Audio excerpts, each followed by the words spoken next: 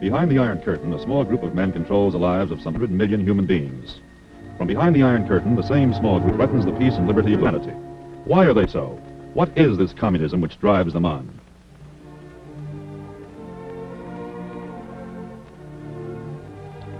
This is the Catholic Hour.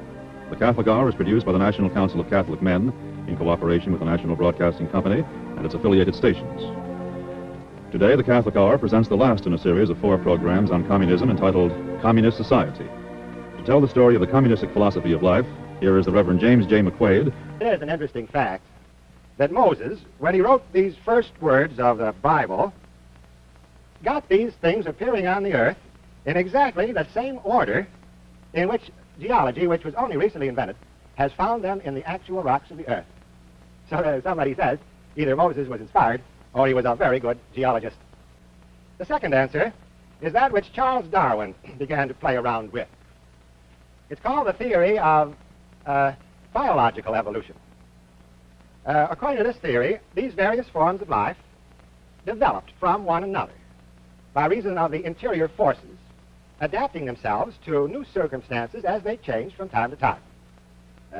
Well, on the bottom of the ocean floor, the little plants wiggled and waggled and wiggled and waggled until suddenly one wiggled free and began to swim, and you had fish. And then the fish discovered the surface. Then he flipped and he flopped out of the water and into the water until one day he flipped, but he didn't flop. And so you had the bird flying through the air. And then the bird somehow or other fooled around with the water, and the fish fooled around with the land, until somehow or other they adapted across, and you had the reptiles on land and sea. Finally, one of the reptiles wandered off into the woods and kind of got cold and grew fur, and you had the animals. It sounds silly the way I put it, but it really isn't. In the first place, I have caricatured the theory. It's much more scientific than that. The communist is the only one of the 3 who rules God completely out of the picture. He starts out with the idea that this material universe is all there is, there was, there ever will be. But it's getting better. In his theory, it's getting better by what he calls the law of conflict or struggle. According to this law, there's lots of struggle and struggle and struggle, and all of a sudden, there's a leap to a new form of life or a new form of existence. Leap in nature, the leap to individual man. Individual man with the nature that we know him to have today, the individualist who has his own personal ideals and his own personal characteristics. And all that this man did was increase the tensions. Individual man, the man who looks out for himself and his own, is inevitably, so says the communist, in conflict with other individualistic men who look out for themselves and their own. In fact, he says that the history of the human race is nothing but the story of the growing clash between individualistic man and individualistic man. First of all, there was the clash of slavery, which yielded to the greater clash of feudalism, and the still greater clash of capitalism. And this goes on and on, corporation against corporation, nation against nation, the proletariat against the capital, until a great day will come when these stresses, strains, and tensions will be so great that they will give birth to the new leap in nature and to collective man. Now, this collective man is going to be different, altogether different in nature from ourselves. He will have an altogether different mentality, and therefore the society in which he lives will be an altogether different sort of thing than we are accustomed to live in. This new society will look not to the individual, but to the whole collectivity. The individual won't count. He won't be important. As a matter of fact, the individual himself will look not at all for his own good, but only for the good of others. But what about the family in this new order? Oh, that's going to be altogether different, too. No man will even seek the exclusive companionship of any woman, nor will any woman ever seek the exclusive companionship of any particular man. Both will be free of the economic necessity of living together under contract. The contract of marriage goes. Oh, children will be born. Yes. But mothers will be different. Instead of bearing children for themselves as they do now, they will bear children for the community. And the community will take those children and educate them and train them for the collectivity. So goes the family. And as the family, so the state will pass away. And in the religion of Confucius, we see the history of one of the most respected civilizations in the world, the civilization of the great Chinese.